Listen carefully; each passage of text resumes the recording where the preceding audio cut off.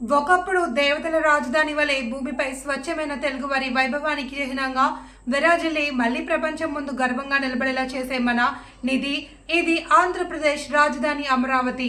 ఈ శతాబ్దంలో 2 సార్లు దోబూచులాడిన చివరికి దుష్టశక్తుల నుండి తప్పించి తిరిగి పొంది మన ఆధిపత్యం కోసం మనం సానబెడుతున్న మన నేల యొక్క ప్రత్యేక వజ్రం యథార్థ కథ ఇది.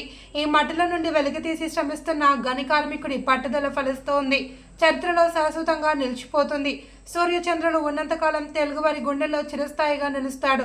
ఈ నిన్నటి నేటి రేపటి వెలకట్టలేని కూలి ఆంధ్రప్రదేశ్ రాష్ట్ర రాజధాని అయినందుకు ఆంధ్రప్రదేశ్ రాష్ట్ర ముఖ్యమంత్రి నారా చంద్రబాబు నాయుడు, ఉప ముఖ్యమంత్రి కొణిదెల పవన్ కళ్యాణ్, విద్యాశాఖ మంత్రి నారా లోకేష్, ఆంధ్రప్రదేశ్ రాష్ట్ర వ్యవసాయ శాఖ మంత్రి కింజరాపు అచ్చెన్నాయుడుకు, కేంద్ర పౌర విమానయాన శాఖ మంత్రి కింజరాపు రామ్మోహన్ నాయుడుకు, ఆంధ్రప్రదేశ్ రాష్ట్ర రాజధాని కోసం భూమిని త్యాగం చేసే రైతులు ప్రత్యేక అభినందనలు తెలుపుతున్నారు.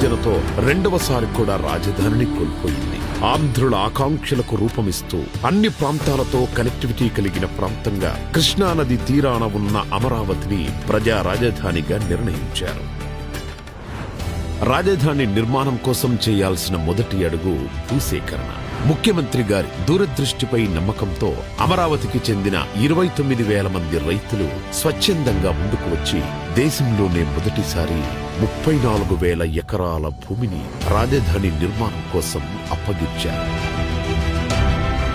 దేశవ్యాప్తంగా పవిత్ర ప్రాంతాల నుండి తీసుకొచ్చిన మట్టి, పుణ్య నదుల నుండి సేకరించిన నీటితో ప్రధానమంత్రి నరేంద్ర మోడీ గారి చేతుల మీదుగా ముఖ్యమంత్రి చంద్రబాబు గారి విజన్కు పునాది పడింది.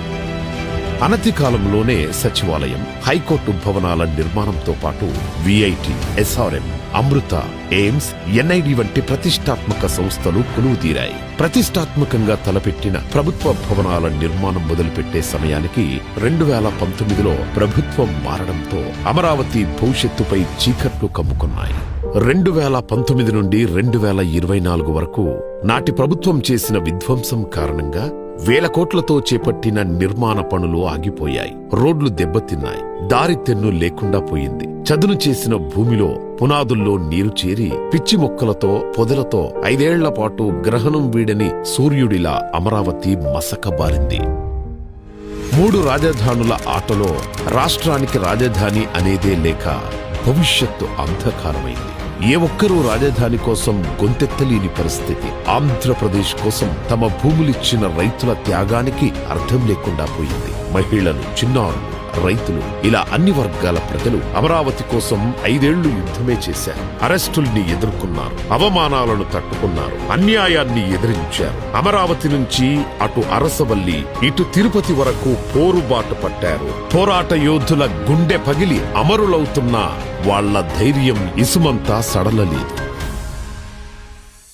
2024 రాష్ట్ర ప్రజల దీవెనలతో ఎన్డీఏ అఖండ విజయం సాధించి అధికారంలోకి రావడంతో చీకట్లను చీల్చుకుంటూ వచ్చిన సూర్యుడిలా అమరావతి తన పేరు సార్థకం చేసుకుంటూ పునరుజ్జీవం పొందింది.